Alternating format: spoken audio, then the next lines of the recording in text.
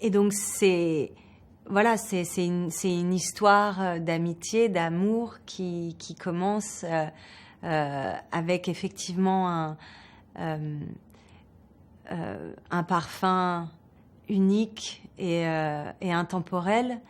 Maintenant, je pense que, en fait, j'aurais pas pu être l'image d'un parfum qui ne me plaisait pas.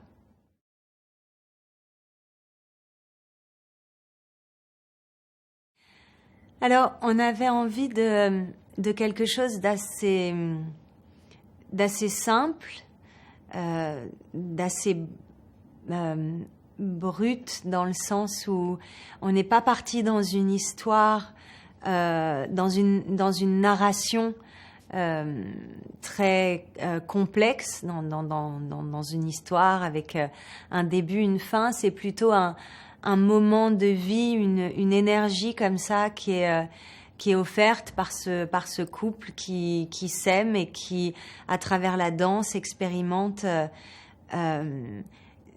et enfin vivent en fait toutes les émotions qu'on peut traverser quand on est amoureux, quand on aime, quand on partage avec un autre être.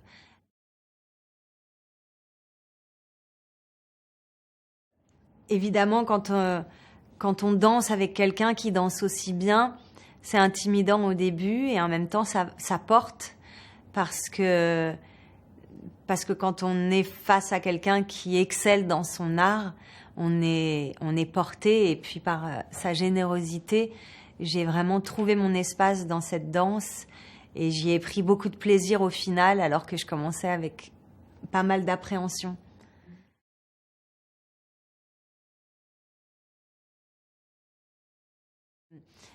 Porter la robe d'une telle icône, on se sent pas forcément devenir cette icône. Ce qui est beau dans ce projet, c'est que je n'incarne pas le personnage de Coco Chanel, j'incarne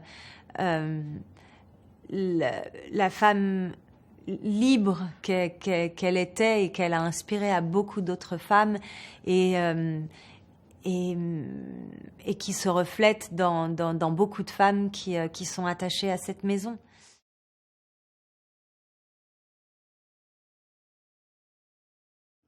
Eh bien, ça dépend des saisons.